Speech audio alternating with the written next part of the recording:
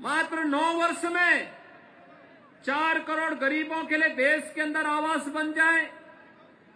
मात्र 9 वर्ष में 3.5 करोड़ गरीबों के घर में बिजली पहुंच जाए।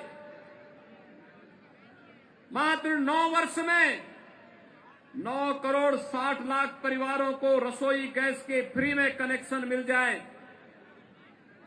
भाइयों बहनों, 50 करोड़ गरीबों को स्वास्थ्य बीमा का कवर मिल जाए। कभी नहीं हुआ। जो कांग्रेस के लिए असंभव था, मोदी जी ने उसको मुमकिन कर दिया और इसलिए देश के अंदर नारा भी चल पड़ा था कि मोदी है तो मुमकिन है। इसलिए नारा चल पड़ा था। और आज मैं आपसे पूछना चाहता हूं भाइयों बहनों, आज जो विकास हो रहा है, कांग्रेस के समय कांग्रेस की सरकारें 60 साल तक देश के अंदर थी, उन्होंने विकास तो नहीं कराया, लेकिन हमारे देश के लोगों के मेहनत से जो देश की प्रगति हो भी रही थी, उसके लिए कांग्रेसी नेता एक ही बात करते थे कि देश के संसाधनों पर पहला अधिकार मुसलमानों का है। बोलते थे ना, यही तो बोलते थे। और मोदी जी आए, मोदी जी ने क्या कहा? मोदी जी ने कहा कि देश के संसाधनों पर पहला अधिकार गरीब का है, किसान का है, नौजवान का है, आदि आबादी की माताओं बहनों का है, और देश के संसाधनों पर भारत के नागरिकों का अधिकार है। और इसके लिए उन्होंने नारा दिया, सबका साथ, सबका विकास। सबका साथ और सबका विकास का ये नारा ही भाइयों बहनों आज राम राज्य की आधारशिला बन रही है। राम राज्य की आधारशिला। कांग्रेस देश की समस्या का नाम है।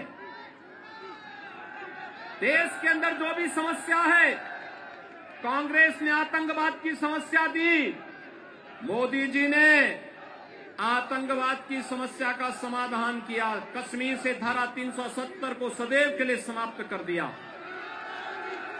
कांग्रेस भगवान राम और कृष्ण के अस्तित्व पर प्रश्न खड़ा करती थी। मोदी जी के नेतृत्व में डबल इंजन की सरकार ने राम मंदिर की सभी बाधाओं को दूर करते हुए अयोध्या में भगवान राम के भव्य मंदिर के निर्माण का कार्य प्रारंभ करवा दिया है। कांग्रेस गरीबों के हक को तुष्टीकरण की भेंट चढ़ाती थी। मोदी जी ने उस समस्या का भी समाधान कर दिया और कहा सबका साथ और सबके विकास का। और भाइयों बहनों, आज मैं यही कहने के लिए आया हूं कि आपने भागीरथ चौधरी जी को लोकसभा का चुनाव जिता करके भेजा। परिणाम क्या था?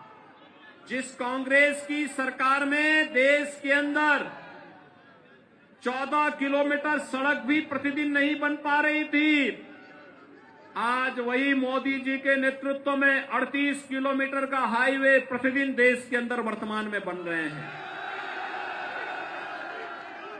जिस कांग्रेस के समय में 1947 से लेकर के 2014 तक देश के अंदर मात्र 6 एम्स बने थे, मोदी जी के नेतृत्व में 22 एम्स बन चुके हैं।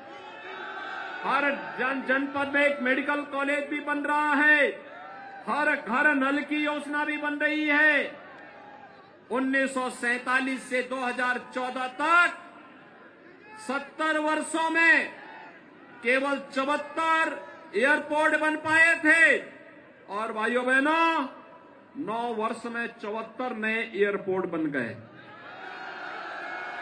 अच्छा जनप्रतिनिधि चुनते हैं तो परिणाम भी अच्छा आता है। आप सोचिए, क्या राम मंदिर का समाधान कांग्रेस कर पाती? क्या ये डबल इंजन की शक्ति है। और भाइयों बहनों, डबल इंजन की ताकत ही है आप सोचिए उत्तर प्रदेश की आबादी कितनी है? 25 करोड़ की आबादी है उत्तर प्रदेश में, और उत्तर प्रदेश में सचमुच राम राज्य है। कोई गुंडागर्दी नहीं, कोई दंगा नहीं, कोई कर्फ्यू नहीं, किसी कन्हैया लाल की वहां निर्मम हत्या नहीं हो सकती, क्योंकि सभी माफिया पहले ही राम नाम सत्य है। समझ गए ना? माफियाओं का राम नाम सत्य है, और अयोध्या में राम मंदिर का निर्माण हो रहा है। और इसीलिए भाइयों बहनों, मैं आपसे अपील करने के लिए आया हूं। 25 नवंबर को राजस्थान विधानसभा का चुनाव होने जा रहा है।